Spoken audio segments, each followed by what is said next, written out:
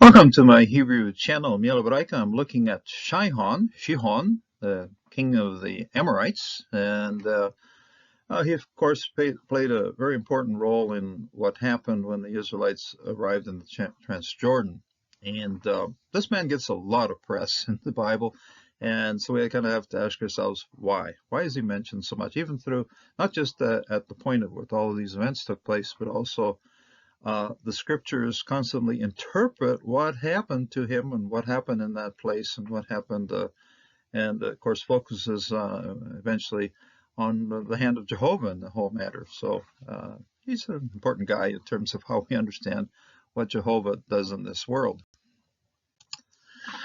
First of all, just very simple history here. Heshbon was the city of Sihon, king of Amorites, who had fought against the former king of Moab. So when we start talking about him, we're talking about even a previous battle before the Israelites arrived there. In other words, when the Israelites arrived through there, the Moabites already flattened out. So they did cause the Israelites a lot of trouble along the way, but Sihon had humbled them quite a lot. So, Ki Heshbon, Ir Sihon, Heshbon, the city of Sihon, Melech Emori, okay, king of the Amorites. This, by the way, is the root is Aleph Mem Resh, the ones who speak a lot, ones who do a lot of talking, the talking ones. Emori, he, that is the city, that's a feminine pronoun right here. But this was the same pronoun, but this one's feminine because of the city, and this one's masculine. Hu, because of Sihon, okay? The Hu, Nilham, and fought a battle, fought Bemelech against the king Moab. Harishon, the first one, the previous one. Va Yekah, and he took Mekol Aretzo, he took all of his land. Meyado ad Arnon, okay? So Arnon is the Grand Canyon of the Transjordan. Anybody who's seen it is just very impressed with just how immense the place is.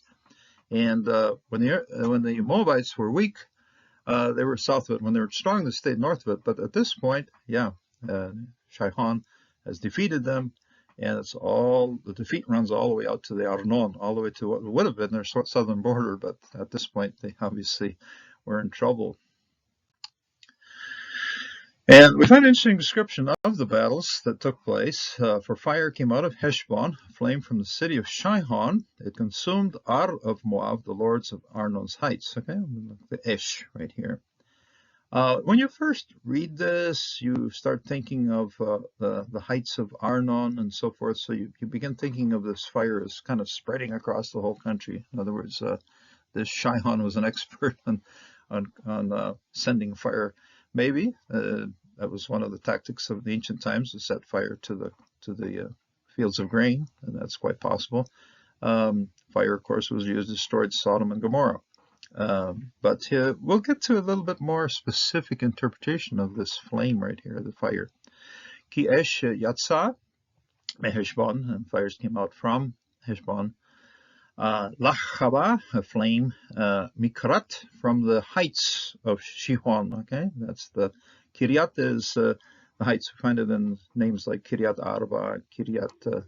Place names of cities often have the word Kiryat in them. Kiryat Sihon, Achla, eating up Ar of Moab, the Ar of Moab, consuming Ar of Moab, Bale, the rulers of Bamot, the heights, Arnon, the heights of Arnon. So it looks like the fire got all the way to the heights of Arnon in this reading. Later on, we're going to get to a little bit different reading of what happened in that place in that time. And then Sihon, king of Heshbon, would not let us travel through his land, for Jehovah your God had made his spirit stubborn. And then we get to the word,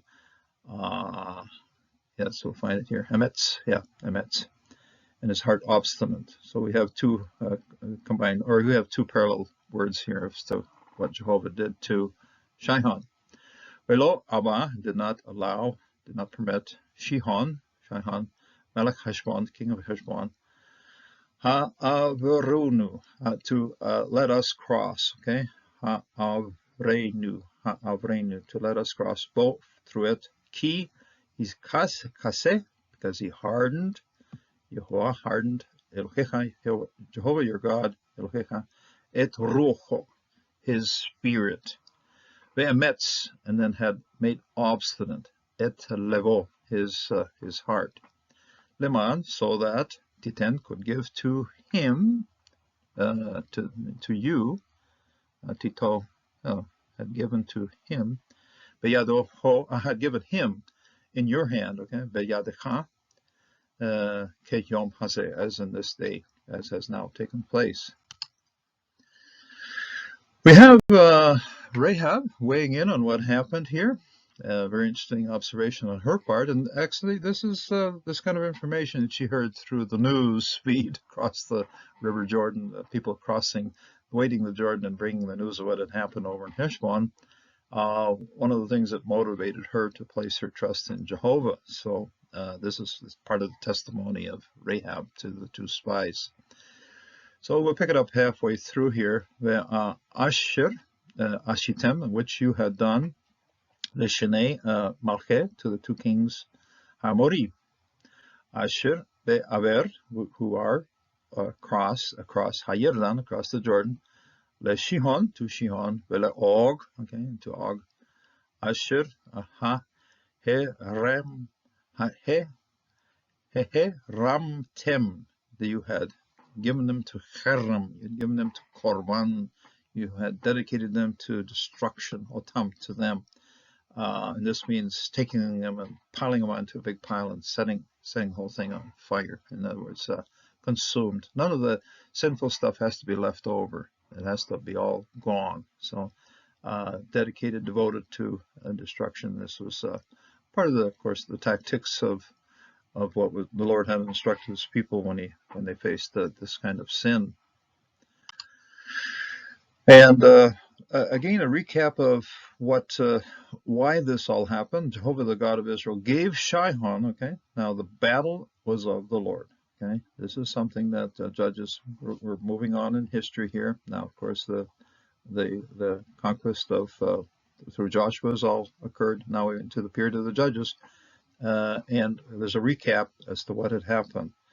Vayaten, and gave Yehovah Elohe Israel, God of Israel, et Sihon, et Kol Amo, and all of his people, Beyad Israel, into the hand of Israel, Veyakum, and then they finished them off. Okay, he finished them off. He defeated them. Okay, Yakum.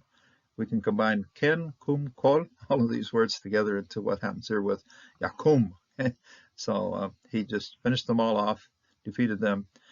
Yarash, and he gave as an inheritance Israel.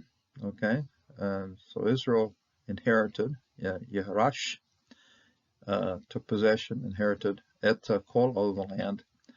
Emori, of the Amorites, Yoshev, living Haaretz Hahiv, in that land. Now we get to Jeremiah. A couple of 2 or 3 centuries later. Okay, numerous centuries. I really didn't track out how long it was, but it was a few centuries later, and things are getting kind of rough for the people. But how do you protect your city? And Jeremiah reminds us of what Sihon did. In the shadow of Heshbon, the fugitives stopped without strength, for fire came from Heshbon, flame from the house of Sihon. It's destroyed the forehead of Moab, the crown of the sons of Tumah. And at this point, reading this thing literally, it makes it very interesting. Often you read things figuratively, but this time literally. We have to think of Heshbon sending out flames. How would you do this? You'd go down to the sea of the Dead Sea, the Salt Sea, pick up the tar balls that are floating around in the water. They float in the water even to this day. Carry them up to the city, have them all in a row around the top of the wall. And then when the enemies approach the city, you light them up and throw them down on whoever happens to be close enough to get a fireball landing on their heads and burning them. And so that's what we find here. A very descriptive way of somebody being destroyed by fire falling from the wall. So here we have it. Beshed Heshbon, in the shadow of Heshbon. Amdu, they were standing. Mikoach, from from loss, nishim, fleeing from power, okay? They are without strength. Koach means energy, power, today gasoline, but mikoach, okay? From mikoach, nishim, of fleeing away. Ki, because esh, fire, okay? Yatsa, spewed out. Meheshbon, from Heshbon. Lachava, and a flame. Mebain, from the middle of Sihon. Okay, Sihon's in the middle of this whole thing, and he's probably participating in tossing. They'd probably set him on a board or something and light it as they went off. Didn't want to burn yourself doing that, but we kind of a dangerous project. But sending down flames of fire, and of course tar balls from the sea, the Dead Sea would be a good vehicle for sending this fire on down. Bebain Sihon, from the middle of Sihon, Vatachal, and the 8 Pa'at, the forehead, Pahat, okay, the top dogs of Moab. Apparently the leaders of Moab had gathered around the city of Heshbon, were putting siege to it, and Sihon responded by tossing down these tar balls on their heads and burning them. Destroyed the forehead of Moab, the crown of the sons of Tumalt, okay, Kodkod, B'nai Sha'on, okay. The Israelites learned from this. They didn't put siege to the city. They stayed away. But the Lord made the heart of Sihon hard, and he came out to battle on the plains, on the open territory. He didn't stick in the city. He went out and battled on the plains. And of course, Jehovah gave the victory out there on the open countryside.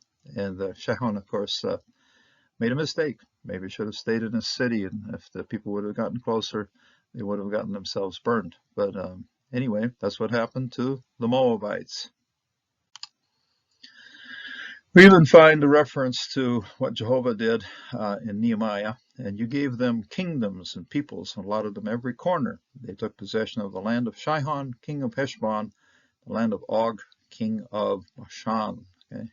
V'titen lachem, and you gave to them Ma Milchakot, from the Ma Lakot, the kingdoms, Amamim, and the peoples, Tach Lachem, and they were allotted. This is portioning out inheritances again.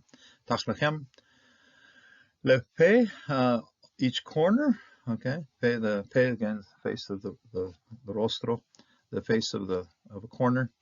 Yerusu, and then they took possession. They inherited at Eretz Sihon, the land of Sihon, at Eretz Malche Heshbon, the land of king of Sihon, of Heshbon, at Eretz Og, in the land of Og, Melech HaBashan. Okay, this was the king of then Bashan. Bashan was part of the Galilee, way up there in the north end.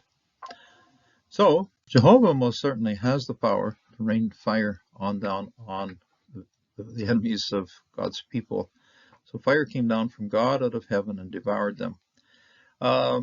This is a very, very interesting description of who fights our battles for us. Here, the people are surrounded. The people of God are surrounded, and fire comes down and devours those who are causing the trouble. And this is something that we must live with and understand. Jehovah fights our battles for us. We most certainly are part of the struggle, but really the victory belongs to Jehovah. We're here to proclaim the word of peace, to proclaim the word of God to others. And when they accept it, wow. If and when they go to battle against God's people, Jehovah swings into action and will bring retribution on them. Be it now or be it in eternity, we know that God will repay the violence and sinfulness of those who are against him. God bless you, and God strengthen you in this day, and God protect you as well. Until the next time.